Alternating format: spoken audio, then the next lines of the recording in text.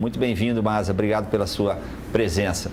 Maza, o que pode mudar nesse cenário aqui? Os três estão ali, claramente está entre, né, teremos segundo turno em São Paulo, acho que dá para afirmar isso com quase absoluta certeza, né?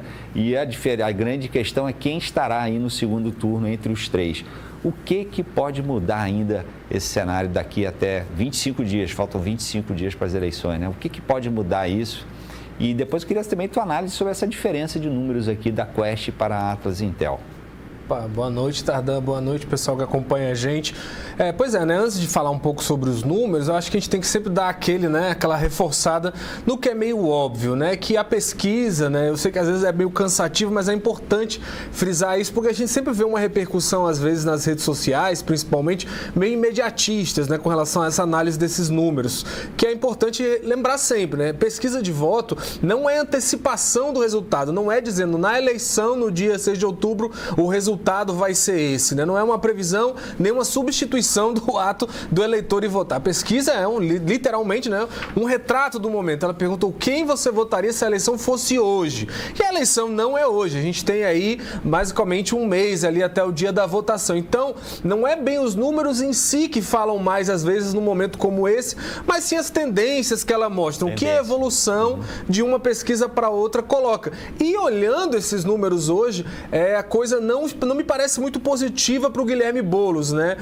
Nos números que a gente está vendo nos melhores dos cenários, a gente vê um estacionamento ali das três candidaturas mais fortes, em algumas ali, até acho que a Quaest que você citou, ele até cai um pouco enquanto oscila, né, negativamente, enquanto os outros candidatos crescem. Hoje está bem definido, eu ainda acredito que a possibilidade maior, né, o Boulos tem uma vaga garantida no segundo turno, até porque ele está na frente da maioria dos levantamentos. E aquela questão que o PT sempre tem um eleitorado cativo forte ali, né, em São Paulo, e nesse ano esse eleitorado ficou muito migrado ali para a figura do Boulos, enquanto o do bolsonarismo se dispersa entre o Ricardo Nunes e o Pablo Marçal. Mas eu fico questionando, Tardan, se a gente pode ter movimentos talvez de voto útil, de mudança de voto prático na reta final. Tem muitas coisas que esses números colocam nessa situação, entre Marçal e Nunes passando, que podem deixar muita gente em dúvida.